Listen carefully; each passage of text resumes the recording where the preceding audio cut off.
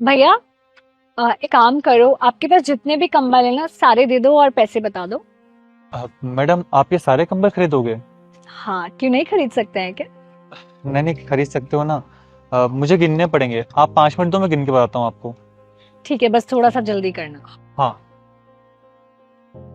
अरे बेटी, बात पूछूं? हाँ जी अंकल, पूछिए। ये इतने सारे कंबल खरीद रही हो, क्या करोगी इतने कंबलों का? कहीं ऐसा तो नहीं कि हमसे खरीद के और ऊंचे दामों पे बेचने का इरादा हो? अरे नहीं नहीं अंकल, भगवान की दुआ से मेरा काम बहुत अच्छा चल रहा है। तो फिर इतने कंबलों का क्या करोगी?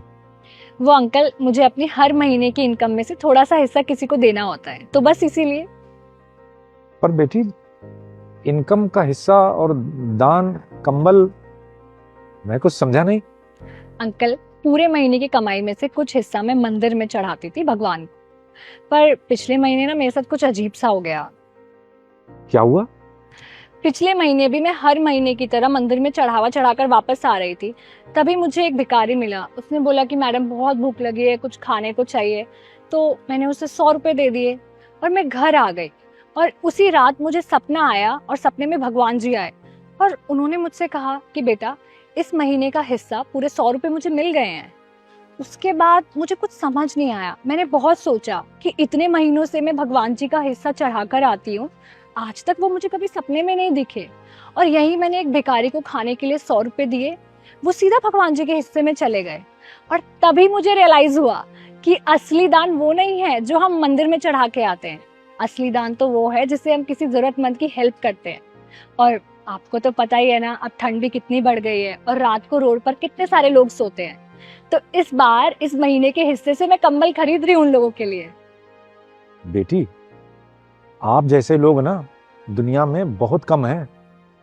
और फिर ये बात भी सच है कि भगवान को हमारे चढ़ावे की कोई जरूरत नहीं।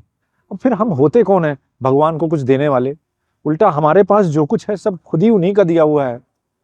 और भगवान को इसीलिए दीन दयाल भी कहा जाता है। सच्चा दान वही है जो जरूरतमंदों को दिया जाए। हाँ अंकल, बिल्कुल सही कहा आपने। मैडम पूरे 150 कंबल है। अच्छा ठीक है, कितने हुए? अब 1200 रुपये का एक कंबल है, तो उस हिसाब से हुआ। नहीं, 1200 नहीं, ऐसा करते हैं 1000 ही लगाते हैं। आखिर इस पुण्य के काम में कुछ हमारा भी तो हिस्सा होना चाहिए। बेटी, तुम 1000 के रेट से ही सारे कंबलों के पैसे दे दो। ठीक है अंकल, तो आपके हो गए 1.5 लाख रुपए। मनीष, इनको पेमेंट कर दो और सारे कंबल गाड़ी में रखवाओ, आज रात को ही बांटने हैं। जी मैम।